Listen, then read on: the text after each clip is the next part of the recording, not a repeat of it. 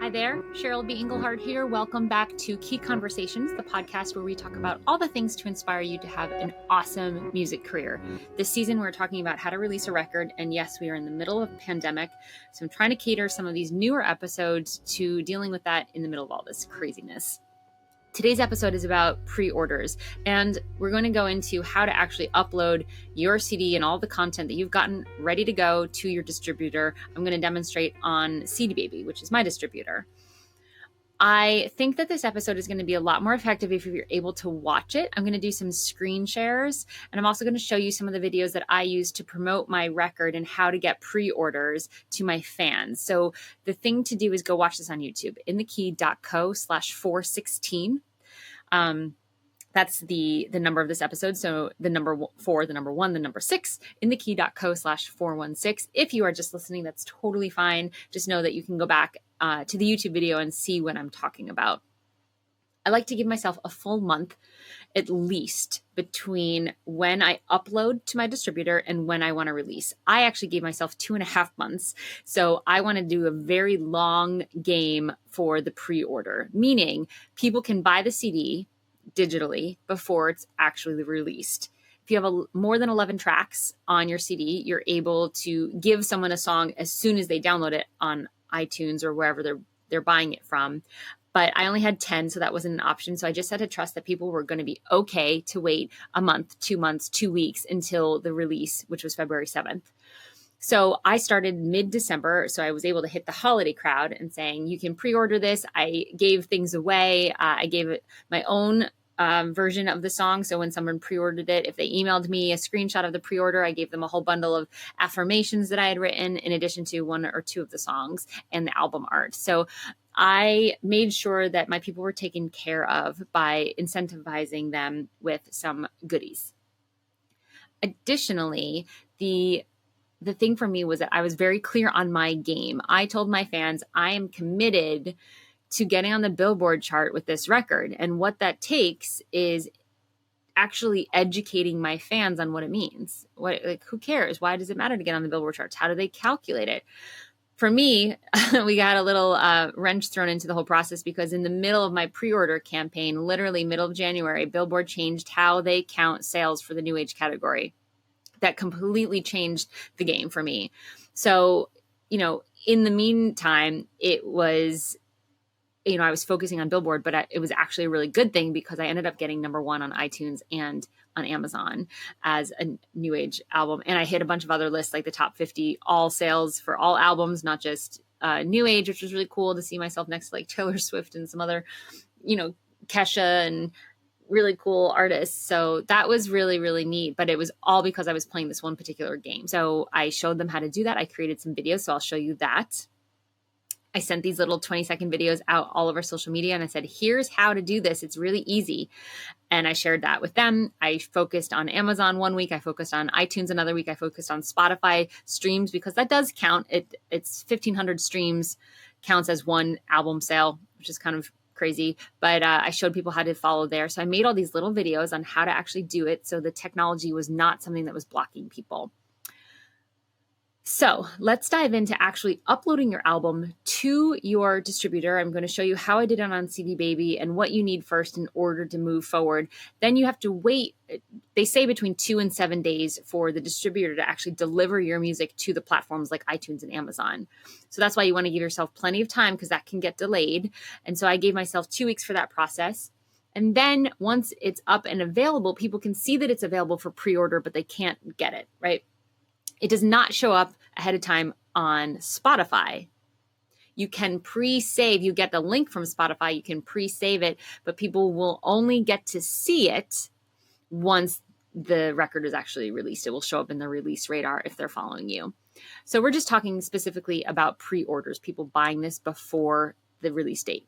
Oh, and the reason that this is important is because the way the Billboard charts count all of the pre-orders is they count towards the first week of your sales. So if you want to get on the Billboard chart for that first week that your album's released, you could do pre-orders for months and months and months leading up to the release, and they would all count for that first week, which is super awesome. So that's that was part of my strategy. My strategy was to get all my fans and followers, everyone to pre-order the album up till the release date. And then I was going to go and tackle press and bigger sites and all that sort of stuff after the release date. So no longer pushing the sale of the record as hard as I was in the pre-order phase. So that was kind of my strategy. And it worked. I got to be number 1 on iTunes and Amazon. And I'm still, exactly 2 months after the record is released, I'm still on Amazon chart, which is really cool. So I actually haven't even checked iTunes. Let's dive into the screen share. You'll hear the audio. If you're just listening, again, go to inthekey.co/416 to watch this on YouTube. And you'll see the process of how I uploaded all this stuff, what the little tricks and tips are, as well as some of the videos that I made to help my fans, to make it really, really easy for my fans to pre-order the record on the different platforms. So enjoy. Thanks for being here. Make sure you subscribe before you leave your listening app when you head over to YouTube. Please subscribe on YouTube as well. That is such a huge help, and it's totally no skin off your back, and I so appreciate it.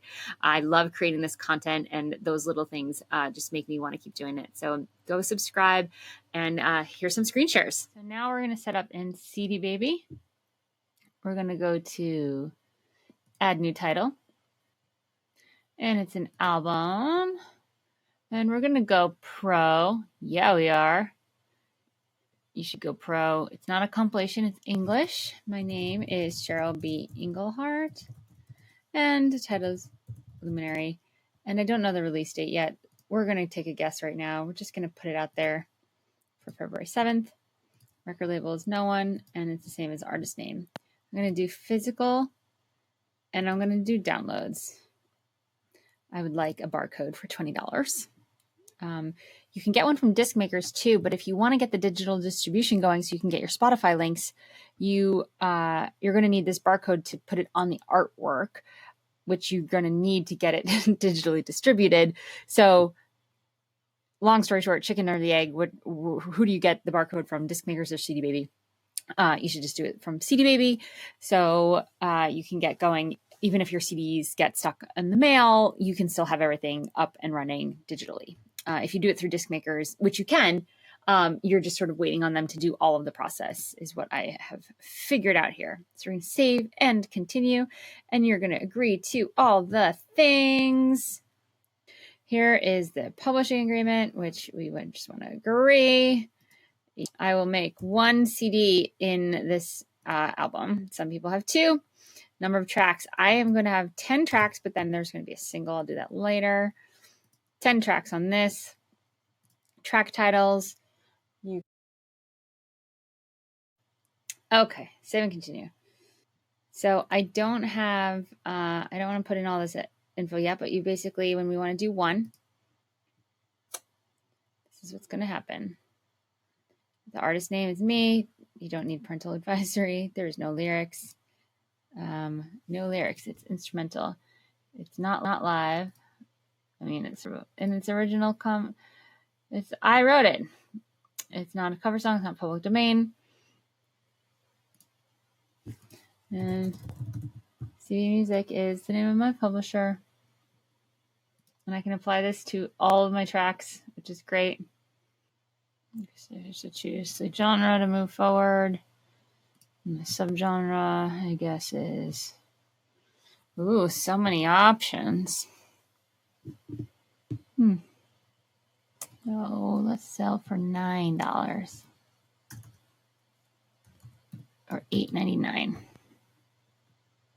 10% discount. Go somewhere else. Great.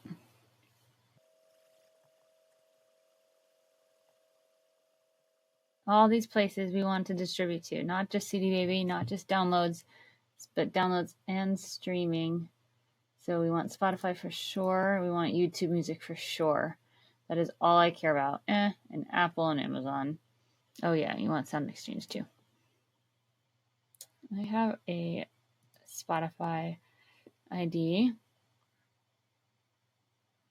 Let's see if it's this. Cheryl Englehart. Me. So they know. They know me. Let's make sure that this is me. On Apple. That is me. Great. Save. Do you want to set your album for pre-sale? Allows your fans to order your music for iTunes in advance. Pre-sale customers will be able to download your instant gratification track. Cool. And you can see that I'm going to choose a date that's pretty soon. When I first did the screen share, it was early November. I set the date for end of November, even though my release is February. Yep. Opt in for all monetization options. Hells yeah.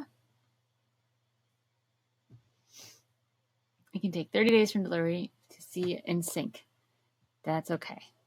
Thanks for the notification. So now there's upload artwork, which we'll do in a second.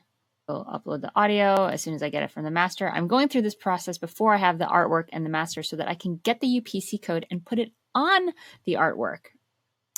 So that is, I've got to fill out all this stuff, but I'm going to pay now and finish later. So there you go. All right. So I got the Here Now cdbaby Pro album and my barcode. There you go. And that is it, everybody. And here's a little graphic I created in Canva that I posted everywhere. Thanks and subscribe.